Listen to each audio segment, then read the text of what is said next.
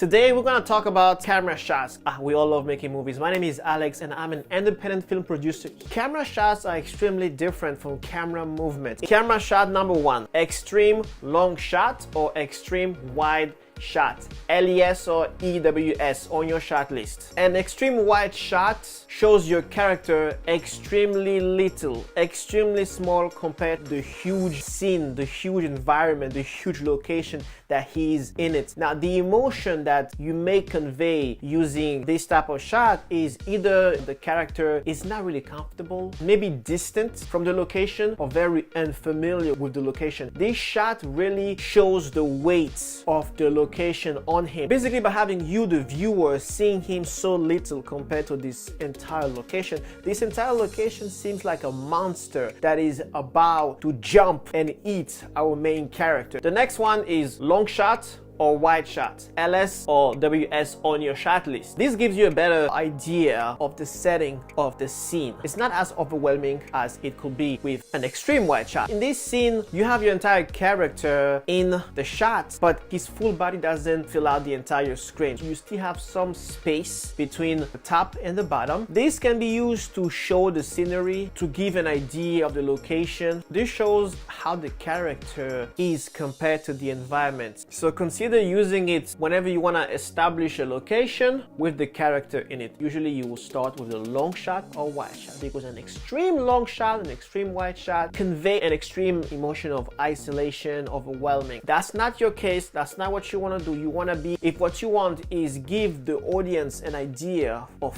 where he is and also having the character in it, use the long shot. There's no feeling overwhelming. It's extremely cinematic and it gives the viewer the information they need to continue to the next shot. Now, full shots or FS. This type of camera shots is the next step after the wide shot, because FS, the full shot, lets your entire character body fill the screen. So you're able to see the background, but the character is still filling the entire screen from top to bottom. This shot is not used a lot, or it can be used to feature characters appearing or different sizes. Like, for example, if you want to compare sizes of two characters, if that's the information you want the audience to be able to see, then you will have that. This is the shot. If you want to use it, use it. As you can see, I'm not a huge fan of that type of shot, because I like to have really good space between top and bottom of the frame. The next shot is a medium wide shot or MWS in your shot list. So basically, it shows your character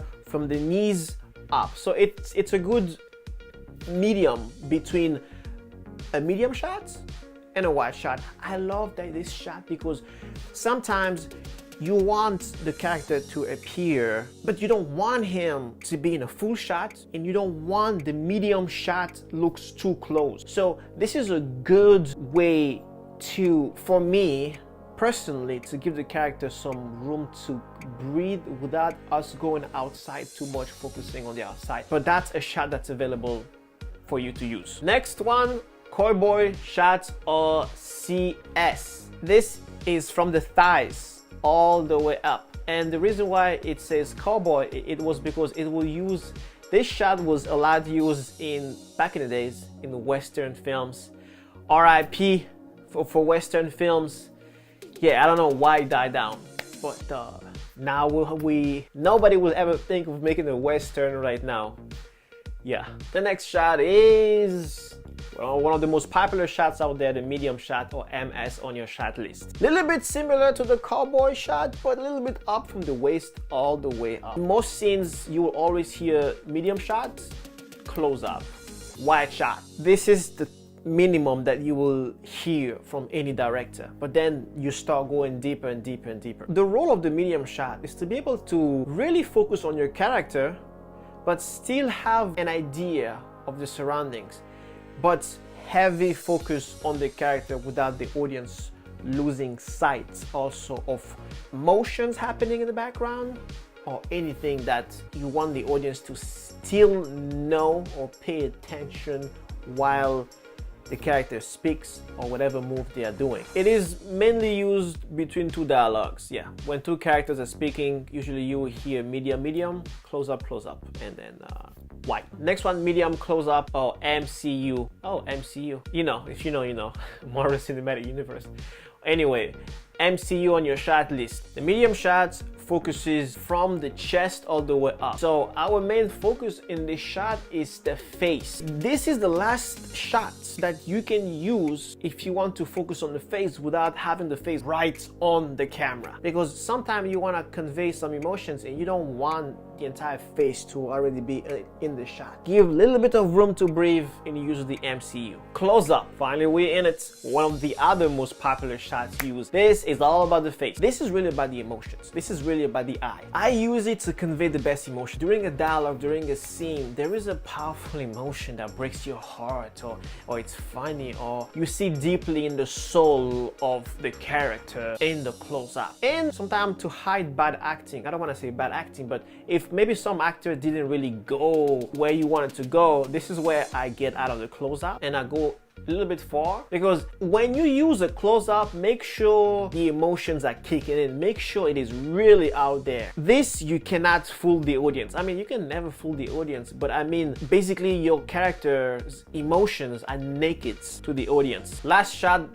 is the extreme close-up, or ECU. This is the closer you will get. Like, if really the close-up doesn't give you what you want, you really go extremely far. And this usually shows the eyes, and this can show worry, this can show the look. So you can also have that in your arsenal. So here you have it. Go also to Studio Binder. They actually have a good list. That's kind of how I learned when I was learning filmmaking. So go check them out. Also, you don't have to use all, because some filmmakers think that, okay, I need to use most shots. The driving force always needs to be the scene and what is happening. Service the scene and what information is being given. Usually, for example, in a dialogue, you will have medium, close up, wide shot. Now, is there any emotion? That's usually how I start. If there is a dialogue, I will be like, all right, we know we're gonna have a medium and a medium. We know we're gonna have a close up and a close up, just in case. And we're also gonna have a wide shot to show where they are. Now, you go to the script. At each moment, you start to pinpoint those